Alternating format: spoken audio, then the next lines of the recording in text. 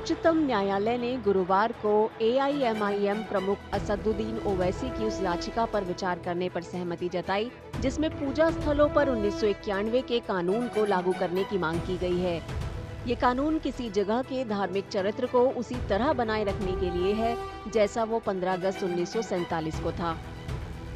A special provision was enacted in 1991 and that says it has got very small act and it provides that the religious character of any religious place has to be maintained as existing on August 15, 1947, meaning thereby no petition to challenge the character of the religious places as existing in 1947 shall be entertained by any court. That's what the law enacted in 1991.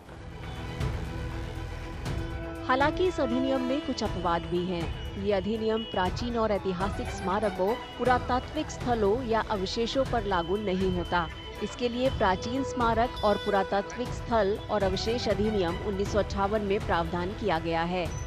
Ayodhya में राम जन्मभूमि और विवादित ढांचे से जुड़े विवाद को भी इसी अपवाद के तहत पूजा स्थल अधिनियम 1991 के दायरे से बाहर रखा गया है।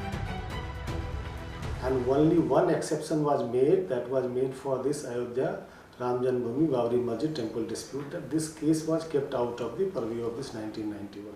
There are 2-3 main provisions which specifically bars any fresh cases, and it says that no attempt can be made to change the religious character of a worship place.